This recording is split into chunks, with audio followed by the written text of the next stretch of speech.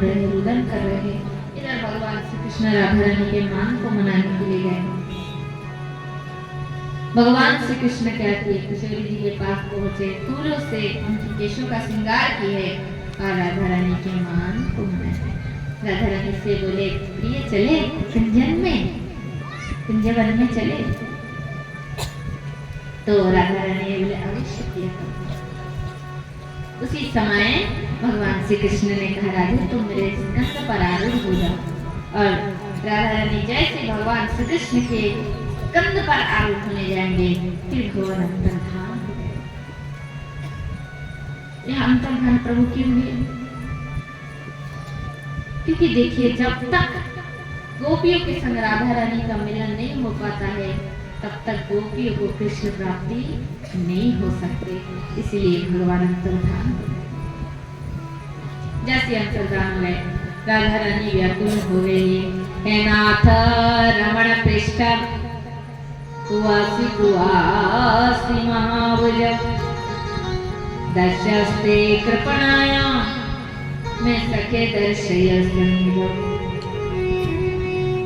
राधा रानी व्याकुल हो गई। राधा रानी व्याकुल होकर कहती, हे नाथ हे रमानाथ, कहाँ चले गए, कहाँ चले गए नाथ, दर्शन दे। राधा रानी व्याकुल तो उस स्थान पे गिर जाती। इधर गोपियां उस पथ से जाती हैं।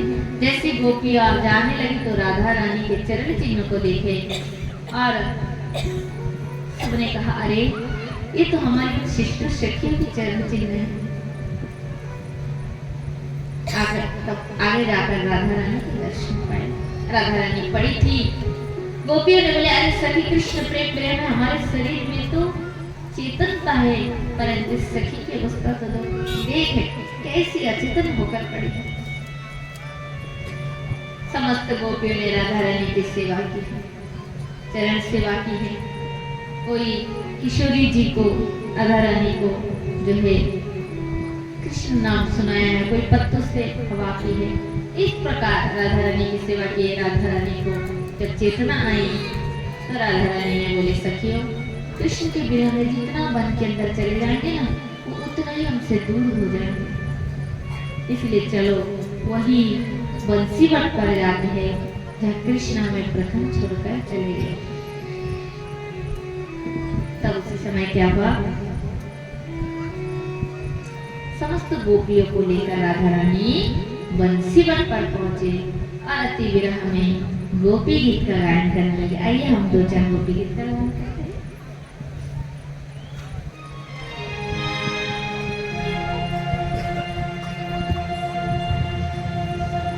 जयति देधिकं जनमना व्रज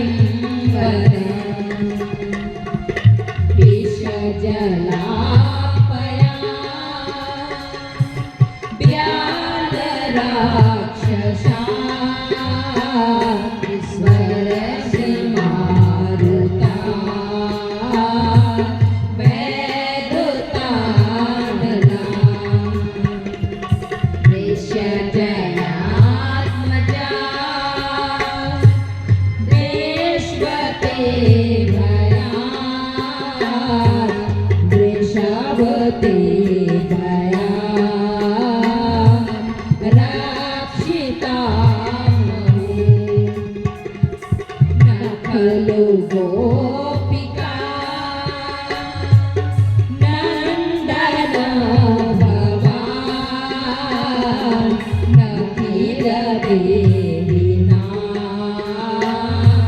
मंतरात्मनु विखन साथी ते विश्वदूत करे सखायो देवान शाश्वता कुले तव कथामृता तप्त जीवना कवे विदिता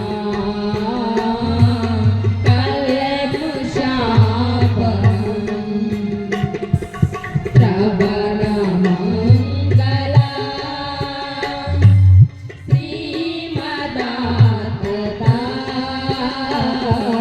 भुवे गुणान्विते भूरिदा जना सुरतवर्धना शोकनाशना सरसवेणुना शाश्वतचुम्बिता इतर रागवे स्मरणोनिना बेतर वेदना रासे रामृता रासे रामृतम्